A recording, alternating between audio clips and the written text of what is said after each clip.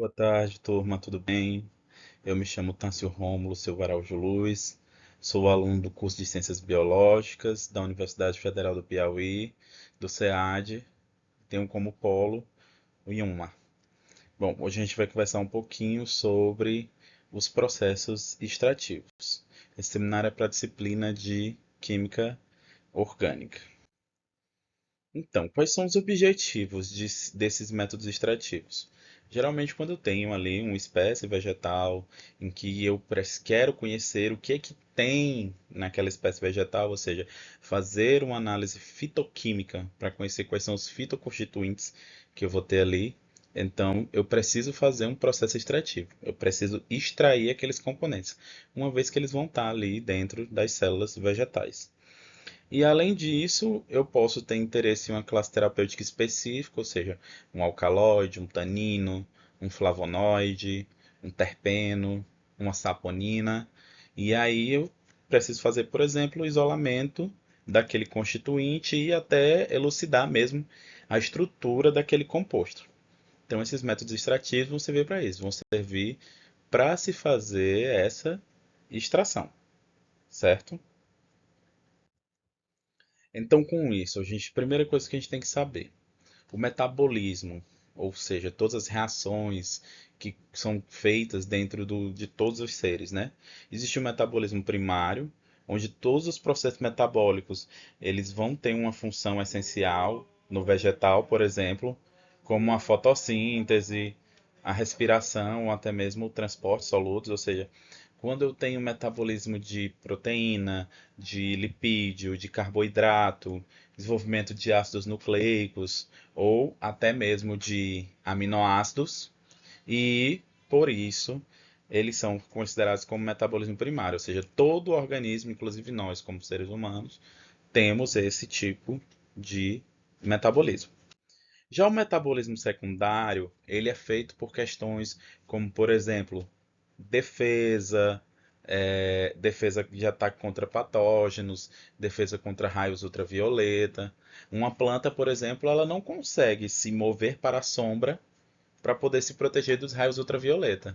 Então é necessário que ela tenha ali, desenvolva, né, algum composto que vá fazer essa proteção para ela. Então, o metabolismo secundário, ele vai originar esses compostos que eles não têm uma distribuição universal, já que eles não são necessários para todas as plantas. São substâncias que geralmente não estão envolvidas no processo vital, né? E possuem uma característica química muito variada e às vezes bem complexa. Lembrando que esses processos de metabolismo secundário, eles vão variar entre as espécies vegetais, né? Ou seja, eu posso ter uma espécie que vai produzir mais um metabólito do que outra espécie. Tudo vai depender da necessidade da planta em si, ok? E aí esses metabólitos secundários, eles podem aí variar, né? Tem um estudo aí de Gobo Neto, que apesar de ser um estudo que já faz um tempo que foi feito, ele é muito validado dentro dos estudos metabólicos secundários, que é sobre o que varia o teor desses metabólitos, ou seja, a altitude varia, a temperatura pode mudar, a própria questão da sazonalidade. Tem plantas, por exemplo, que só têm compostos produzidos na estação seca, tem outras que produzem na estação chuvosa, então isso varia. O próprio ritmo circadiano, então a planta às vezes de dia ela produz mais alguma coisa, de noite ela produz mais outra coisa. Isso também está muito relacionado aí com a forma como a planta fixa o carbono. Se ela é uma planta can, se ela utiliza rubisco para fazer a fixação do carbono, isso tudo aí interfere, né? E até mesmo o ataque de patógenos ou herbivoria. Como já foi dito aqui anteriormente, como eles são produzidos também parte do processo de defesa, às vezes plantas que elas sofrem uma agressão, elas têm uma maior produção desses metabólitos. E uma coisa que é muito clara em relação a isso é que às vezes eu tenho ali, foi feito um experimento, por exemplo, em que se pegou uma folha, se extraiu os metabólitos, depois pegou a mesma folha e pinçou com o auxílio de uma pinça, aplicou às plantas, as folhas dela. E foi verificado que devido a esse estresse causado, né, pela pinçagem dessas folhas, tivemos aí a alteração da composição química. Então, Primeiro ponto para se falar, você vai fazer uma coleta de um vegetal para se fazer a extração, você precisa primeiro fazer ali uma escata daquele material, ou seja, você vai pegar e vai pegar uma parte íntegra daquele vegetal e representativa que vai servir para se fazer a identificação botânica, ou seja, qual é o vegetal que está sendo trabalhado. Depois você registra o local, a hora da espécie, lembrando que essa coleta influencia em muitas coisas. Como, por exemplo, o horário de coleta pode influenciar na quantidade de metabólitos. Geralmente, o indicado é se fazer a coleta nas primeiras horas da manhã, porque a planta ela também utiliza esses metabólitos. Então, geralmente, para se ter uma maior concentração, é adequado que sejam nas primeiras horas da manhã, tá? Depois pode ser feita uma estabilização, que essa estabilização vai se fazer então uma desnaturação proteica, né, dessas enzimas celulares e você basicamente vai poder destruir as estruturas terciárias e quaternárias pela ação de alguns agentes desidratantes, onde basicamente vai se utilizar ou etanol ou calor. Então esse material vegetal ele pode ser imergido, né, em solução com etanol em ebulição, ou se eu secar em alta temperatura, ou seja, acima de 60 graus, por um tempo curto de exposição. O ideal é que se fosse fazer estabilização, seja feito no etanol, porque se você utilizar ali em alta temperatura, dependendo da regulação da estufa, pode acabar que você pode estar perdendo ali alguns metabólitos, principalmente quando se fala em relação aos óleos essenciais.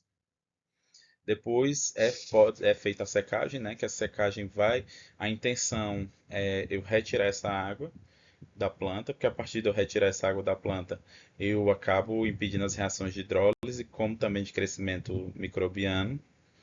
E aí o ideal é que, caso eu tenha uma estufa de circulação de ar, seria muito bom. Caso contrário, você coloca ali para secar com camadas bem finas, para que a água ela possa sair realmente dos tecidos. Você pode secar em no máximo ali até 60 graus, mais ou menos durante 7 dias, tá? Lembrando que se for ao ar livre tem que ser feito na sombra, ok? E depois disso é feito a moagem, né? Você passa então, por exemplo, pode ser feito com um moinho de facas, com tesoura, com grau, até mesmo por rasuração. E qual é a finalidade dessa moagem? Eu vou reduzir mecanicamente o material vegetal em pequenos fragmentos, preparando para a extração, uma vez que um dos fatores que contribui para a extração é o aumento da superfície de contato. Quanto maior a superfície de contato entre o solvente e a droga vegetal, melhor vai ser o processo de extração, uma vez que vai ser mais fácil se conseguir retirar ali aqueles metabólitos que vão estar presentes na planta. E agora a gente fala bem mais apropriadamente, especificamente sobre extração. Por definição, vai significar retirada de forma seletiva, da forma mais seletiva e completa possível, essas substâncias ou frações ativas contidas nessa droga vegetal. E para isso, então, ele utiliza um líquido ou uma mistura de líquidos propriamente, tecnologicamente apropriado e toxicologicamente seguros. Isso é uma definição bem geral, uma vez que a gente vai ter diversos tipos de técnica de extração, onde pode ser necessidade de uma aparelhagem ou não, depende muito do tipo de extração que pode ser. E aqui para frente a gente vai poder diferenciar quais são esses tipos de extração que existem e quais são a particularidade de cada um.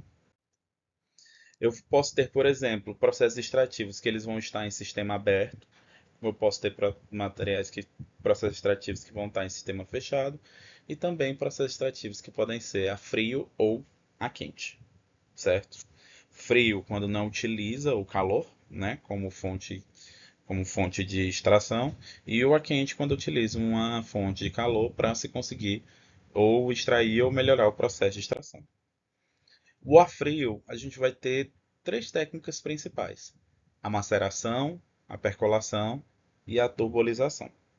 A gente vai falar sobre cada uma delas e quais são as características e subdivisões que podem ser feitas em relação a isso.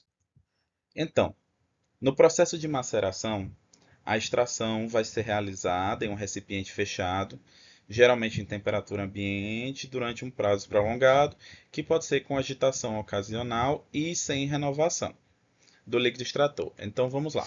Eu peguei ali um pote de vidro, coloquei ali a minha droga vegetal, ela já foi secada, ela já foi moída, coloquei lá. Eu vou colocar aquele pó e depois eu vou colocar o meu líquido extrator.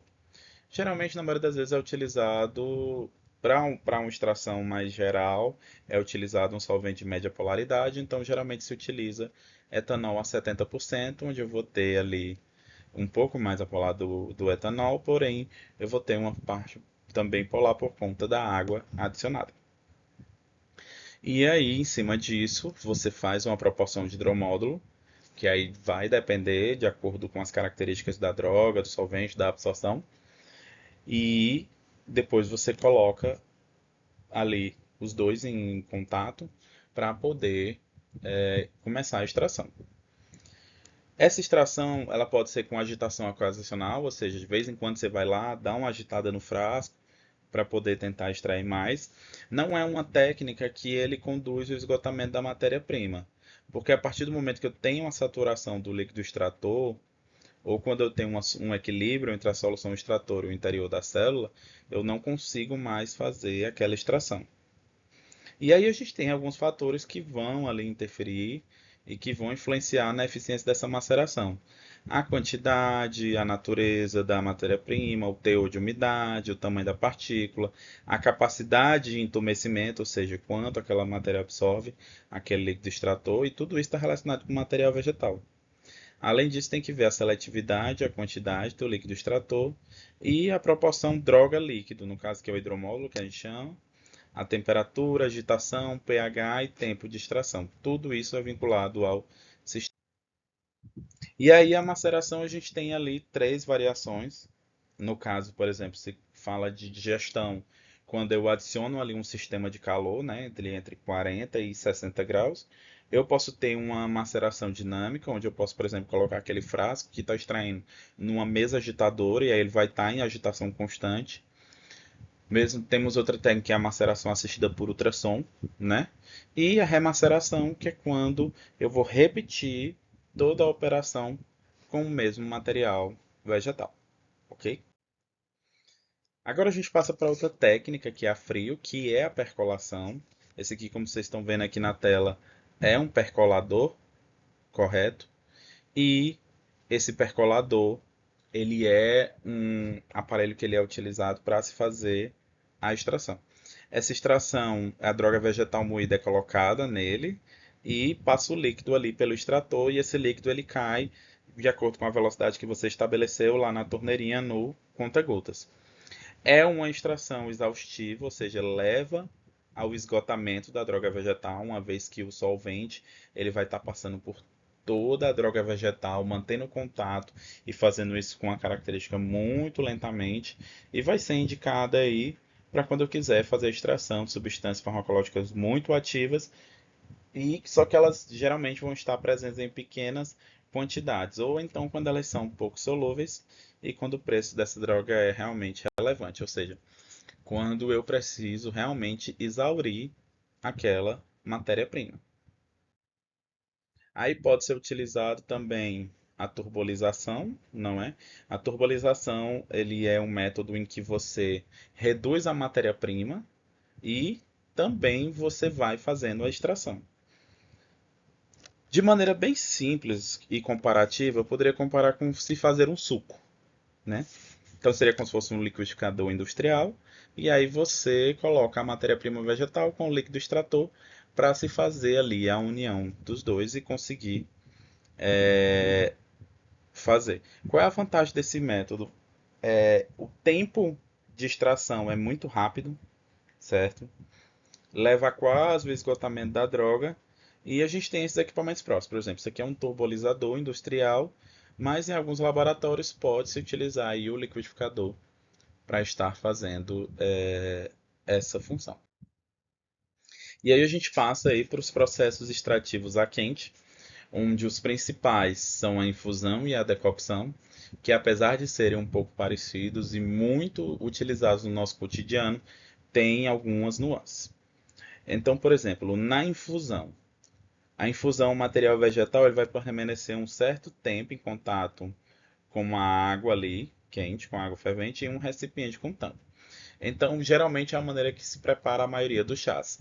Eu fervo a água, coloco ali em contato com a droga vegetal, abafo e deixo ali em contato com o tempo que for necessário. Diferente do que é a decocção, que na decocção eu mantenho ali o material vegetal em contato com a droga até chegar no estágio de ebulição. Ou seja, num eu já vou utilizar água fervente e no outro eu vou ferver a droga vegetal em conjunto com o solvente. E aí vocês podem perguntar, professor, e qual é a diferença entre um e o outro? Quando é que eu vou utilizar um, quando é que eu vou utilizar outro? Geralmente a infusão você utiliza para quando a matéria vegetal ela é uma matéria vegetal mais delicada. São partes vegetais de estrutura mole, então são folhas que são mais sensíveis, são flores que são mais sensíveis. Com isso, são esses materiais vegetais que nós vamos trabalhar com infusões. Mas se a matéria-prima vegetal que está sendo utilizada ela for uma matéria-prima que ela seja mais grosseira, que ela tenha um material mais lenhoso, como um tronco, uma casca, um caule. Então ele é um material vegetal mais duro, mais rígido. Então a gente utiliza aí a técnica de decocção, que aí você pode estar fervendo ali que não vai ter tanto prejuízo assim ao processo extrativo. Lembrando que nos dois processos são processos a quente, utilizados geralmente em sistema aberto. A gente tem outra técnica que é a técnica de extração por Soxhlet, que utiliza justamente esse aparelho aqui que está demonstrando na imagem, onde eu vou ter ali um líquido extrator. A droga vegetal ela vai estar dentro de um cartucho de celulose aqui e logo acima vamos ter aí um condensador. Então você vai ter aqui uma manta aquecendo essa matéria-prima e quando chegar no condensador, ela evapora. Quando chega no condensador, ela começa a pingar gota a gota até conseguir refluxar e dar o que a gente chama de sinfonada. E aí ela começa a extrair alguma substância. Quando é que a técnica de Soxhlet é indicada? Quando eu estou principalmente querendo extrair compostos mais gordurosos, a exemplo de terpenos, né? Então, esse aparelho de Soxhlet possui um sifão que vai proporcionar esse refluxo contínuo aí desse solvente. Então, o material bruto ele vai ser pulverizado e colocado ali dentro de um cartucho, como eu falei, de celulose, dentro do Soxhlet. O balão conectado vai receber aquecimento de uma manta elétrica, fazendo com que esse solvente evapore, condense lá no condensador de bolas e passe para o Soxhlet. E aí, depois disso, vai ser feito aí, quando atinge o nível de sifão, ele retorna, iniciando o processo. A extração ela vai ocorrer por alguns ciclos, né? Uns centenas de ciclos. E o princípio ativo é resgatado na solução final.